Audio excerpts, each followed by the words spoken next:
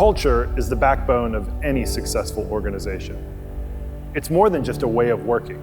It's what we value, how we execute, and how we achieve success together.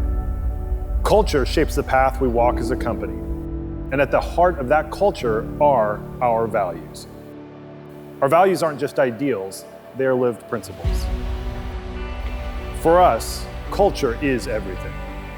It's who we are, how we work, and what we value. Our values: student excellence, curiosity, grit. They're not just words on a wall, they're how we show up every day. We are authentic, we are aspirational, we are action.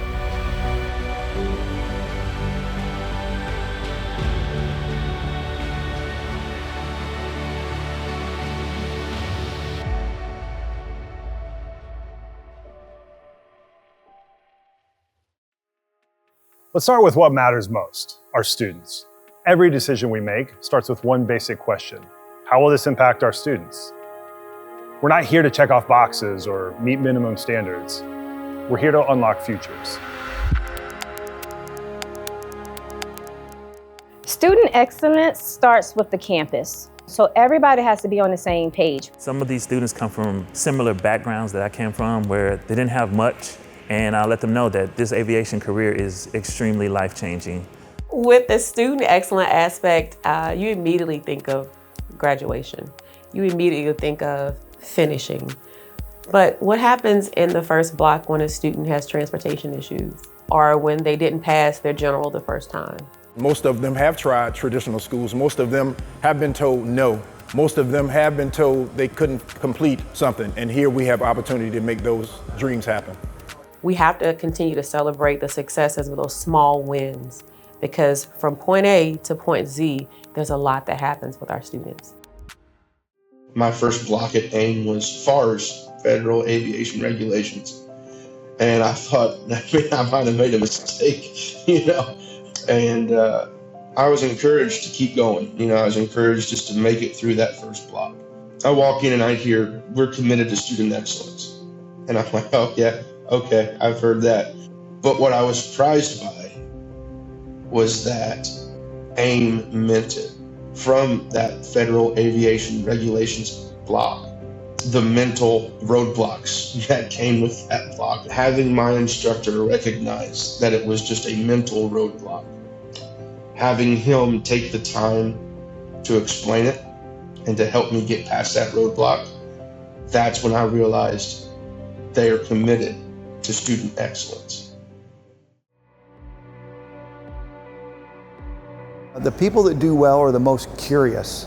If you're curious about our students, if you're curious about the curriculum, if you're curious about the customer, you're going to elevate your game and everybody around you. It allows us to grow. It allows others to see that if we fail, that's okay. We can learn from that and grow from that. The best ideas that I've ever implemented have come from frontline staff. The people at the campus and the folks at home office who are doing the work really kind of have the solutions already. They intuitively know them. So it's just how do we draw that out? How do we listen better? I think curiosity drives us to get to know our students, where they want to be when they finish school, and getting to know them and how we can best support them. Curiosity drives all of that. We have to be curious and try new things, even if we fail at some, in order to win at others.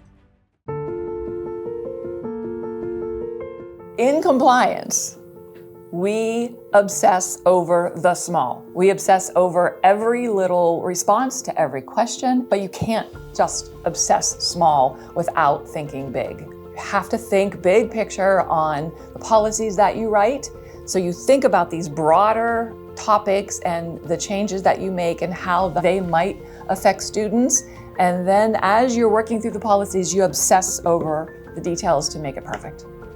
As a campus director, it starts with my staff to make sure that they're the best that they can be every single day, because if they're resourceful and they're empowered and they're trained and they're skillful and they feel good about where they are and their mission orientation, it's very impactful, because ultimately the students are going to benefit from that experience. I'm very proud of all of them.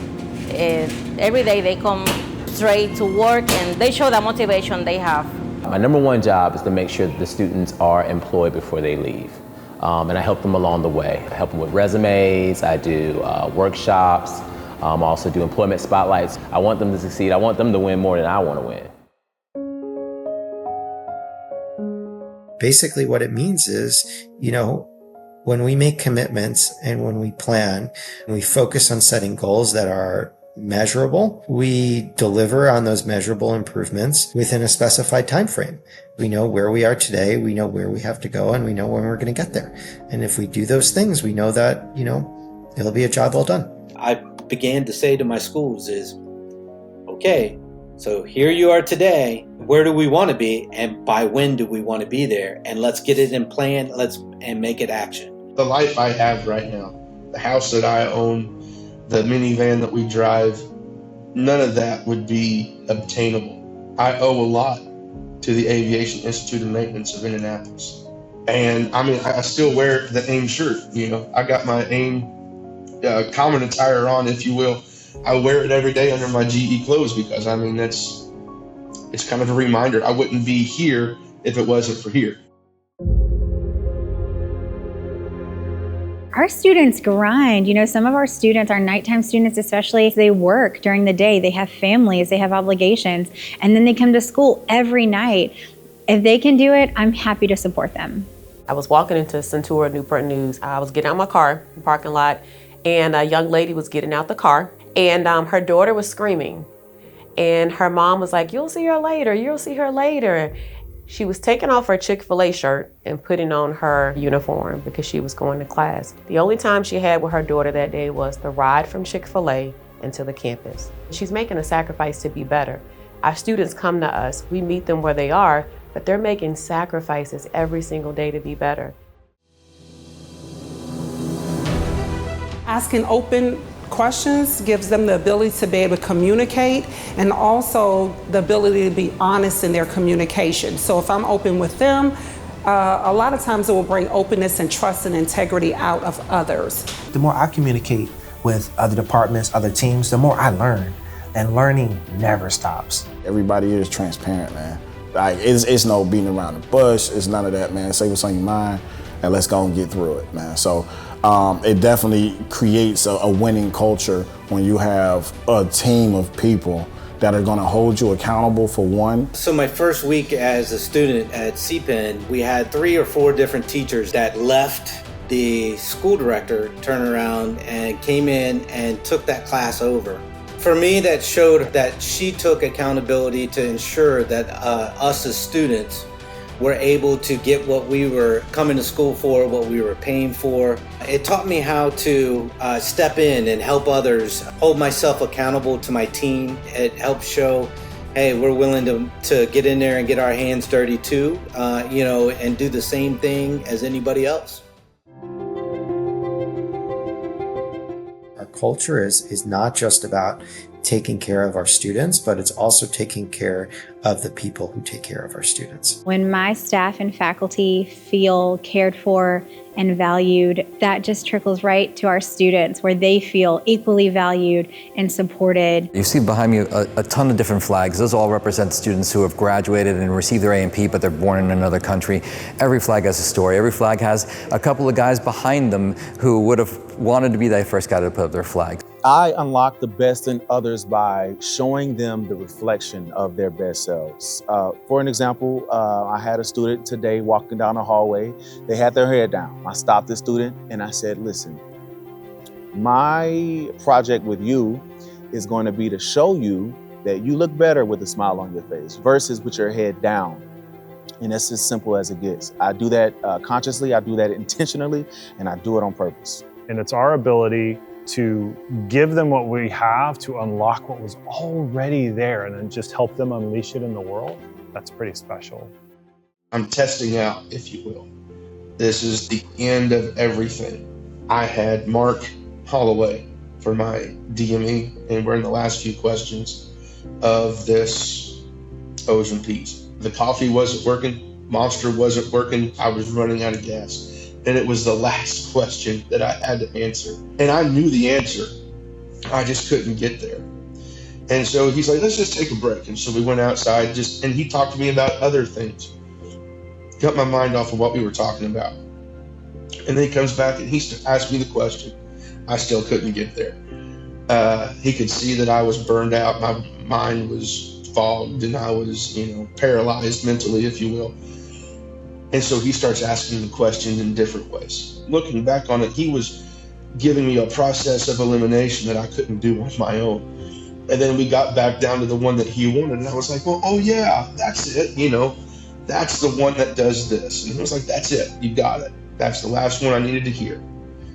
And I passed my O's and P's. I mean, having that kind of forethought to say, he knows this answer. I know he knows this answer. I'm not going to just fail him because he's tired. We're going to go about it another way. That's huge. I'll never forget it. I'll never forget what they did and how they took the time to care. The second award we have this year goes to James Bundick. Hey, this took a long time coming, man. Hey, yo, congratulations to all y'all. Hey, look, coming with me, anything is possible. I came in with 9 charges. I have none. I'm graduating. Hey, Mom, we did it, Mom. For me, when they leave us and they get in contact with us, that showed that we did our job because we impacted a student forever. To see myself graduate and achieve something and now pay that forward to the next generation of students who want the same thing, it makes it all worthwhile because, again, it's a full circle moment. I would like to just take the opportunity to thank the staff for such an amazing and memorable experience. Thank you so much for everything you poured into us, and now we're going to take everything that you have given us and we're going to pour into our community and to the rest of the world. Together, we're building something extraordinary. This is our culture. This is who we are.